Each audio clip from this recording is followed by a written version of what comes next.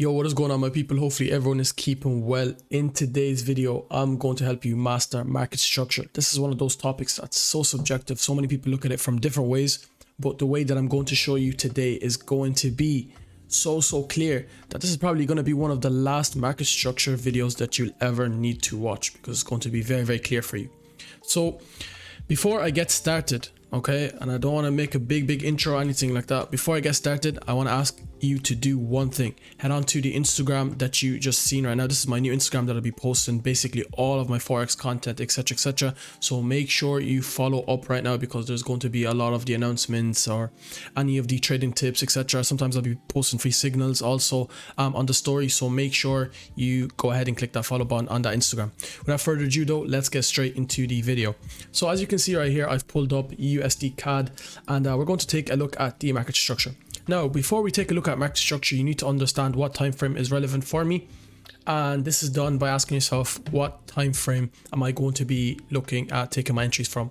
So for example, I'm going to be focused on 4-hour entries. So the first thing that I want to do is I must understand that I need to look at 2 to 3 time frames above the current time frame that I'm looking for entries on, and this is going to be my directional time frame. This is going to be the time frame that gives me my direction. So for example, if I'm on the 4-hour, I want to look at 2 to 3 time frames above the 4-hour time frame in order to get my direction. If I was on the 1-hour, I'd be looking at 2 to 3 time frames above. If I was on the 15-minute time frame, I'd be looking at 2 to 3 time frames above, which is the 1-hour, 2-hour structure.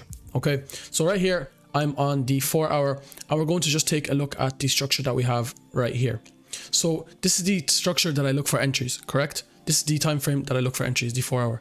Now, we can see, and what I'm going to do is I'm going to use the replay too, because we're going to say that this structure just doesn't exist here, and we are currently here in the market. So from every single time frame that you possibly can look at, this is very bullish, which is very nice. But eventually, as we know, price is eventually going to get exhausted, and we're going to start distributing orders in order to reverse the markets the opposite direction. Okay, this is going to eventually depreciate and pull back.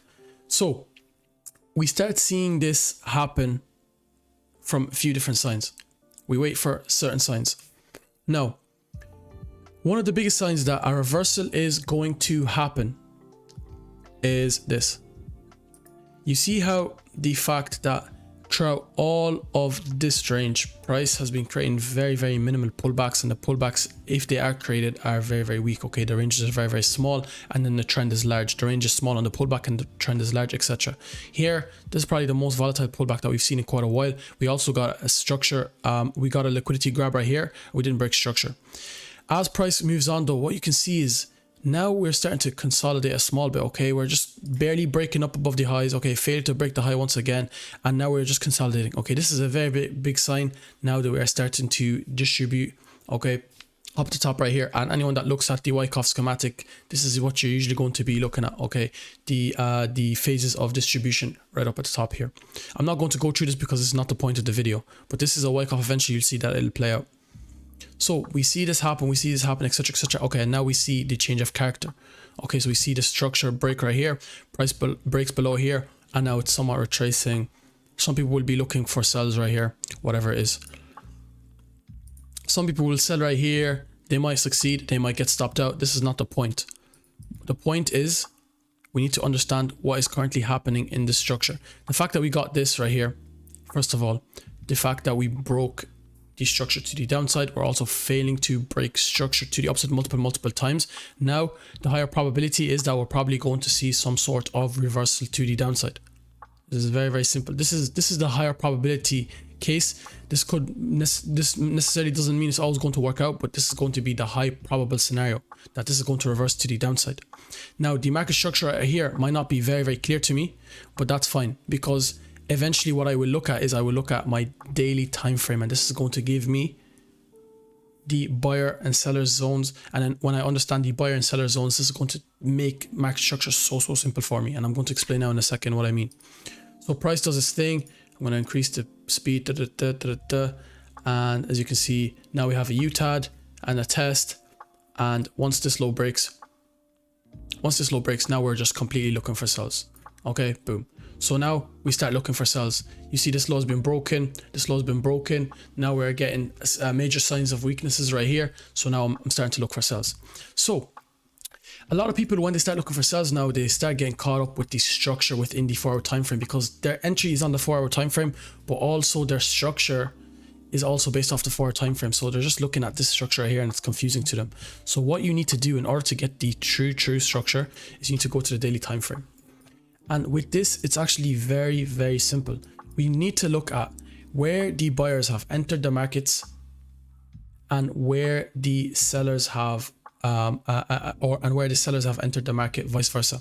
Okay, so we are in bullish structure. So here, what we take a look at is we take a look at where did the buyers in this trading range enter? What's their point of origin right here? Where did they enter? Where did they take control? So it would be down here, right? As you can see, the market was bearish, selling, and then eventually the buyers took control from this candle. This is where they took control. And this is the point of origin of this trading range, okay? It started right here. This trading range started right here. That's what the point of origin means. And it goes all the way up to here. And then what we do here is we look at where did the sellers take control. And as you can see, this is where the sellers took control for me after they broke structure right here. All these failures of to break structure, etc. These were signs that now we're getting exhausted, but doesn't necessarily mean that the sellers are in control here. The fact that we had this break and then that retest, this is when I see that the sellers have been in control. So these are the two areas that I'm going to mark out. These are very important for me. Where the buyers took control, here. Where the sellers took control, here. This leaves me with a margin here. It leaves me with this no man's land within here. I'll color this in red. This is going to be the zone that I'm free to sell.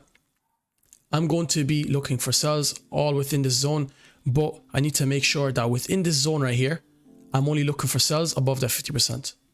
This is going to, trust me, what I'm telling you right here is, this is just going to make your trading to take it to the next level, because you're going to start really understanding the market like an absolute champ. And I really mean it when I say this, because a lot of time you're going to get caught in the wrong moves consistently over and over and over again. You're selling too late. The market has already moved right here and you're selling down here. And that's too late, because now you've entered the buyer zone. This is the point of origin. This is a discounted area that you're looking to buy from.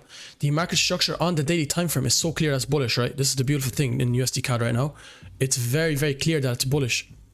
But we are trading the 4-hour, so we have from here all the way down to here to actually be looking for sells. That's very, very helpful for me. Whereas if I didn't understand where the buyers came in, a lot of people will now get stuck and ask themselves, okay, where do I start looking for buys from this zone? I know, okay, that I'm selling right here. We got the break structure, cool. But do I look for buys from this demand zone? Do I look for buys from this demand zone? Do I take out my position? Oops. Do I take out my position at this demand zone? This one, they get confused. But when you break it down and you look at the trading range and you look at where did the sellers take control, where did the buyers take control, and this is going to be the area in between. This is going to be no man's land. This is going to be the area where you can play ping pong. Okay, so this area I'm free to sell as long as my entry is above the 50%. Okay, the mean threshold of this zone. So price plays out, boom, boom, boom, boom. And as you can see, this is where we currently are. This right here is probably going to be one of the last places that I look for sells. So I could have looked for sells up top here. Another area that I would have looked for a nice sell would have been scenario number 1 right here. This is still above the 50%. Now, as we approach down here, I will not be looking for any more sells after this. Because as we reach down here, we are now getting more and more exhausted. We're also reaching more and more into more discounted pricing. We're just going to tap soon into the imbalances right here, and then we're going to tap into our demand right here. And this is going to be the demand on that daily time frame. Okay, that has significance for us because this is where the buyers took control. This demand right here, this is not where the buyers took control on the daily time frame. Yes, on the 4-hour from here, and then boom, the buyers took control in this move. That's to do with the 4-hour. But on the daily time frame, this is the only demand zone where the buyers took control on that big trade range on the daily time frame, which is why it's important to let the daily lead and you get into the zones from the 4-hour. Similarly to what happened before, look. and this is another range. Okay, so boom, boom, this high got broken, and now we look for a pullback. Very simple, right? I'm going to take the replay tool right here just to show you what is what's going on in this trading range. We go down to the 4-hour time frame, right? So we take a look at the daily. Let me delete everything right here. Take a look at the daily. Okay, so this is going to be my most recent trading range down here to this high. As you can see, as we start approaching this high, now we're starting to slow down a small bit. We're starting to consolidate. We're failing to break the most recent high. And eventually this can potentially mean that this is going to be a strong high for me. Okay, we're failing to break this high multiple times. Now, on the daily time frame, I look at where is the area that the buyers took control. It's going to be here, right? This is where the buyers took control and pushed price. So this is the origin of this trading range. So this leaves me with this zone right here. And now I let price do its thing, and where did the sellers take control? The sellers took control right here. This FU candle, bearish engulfing candle. So this is going to be the zone where the sellers took control. So now I have this margin within here to look for sells. So as you can see, this could have been a very, very nice trade. So I can go from this zone to this zone, and that's perfect. And you take the fib from this low to this high, and it's also going to mark out the areas of premium and discount for you. See this discounted area 78.6, and boom, price goes and creates a new high. So this is very, very simple. It leaves me with the area, the zone in between, and this is going to be the zone that I'm going to be allowed to take setups in.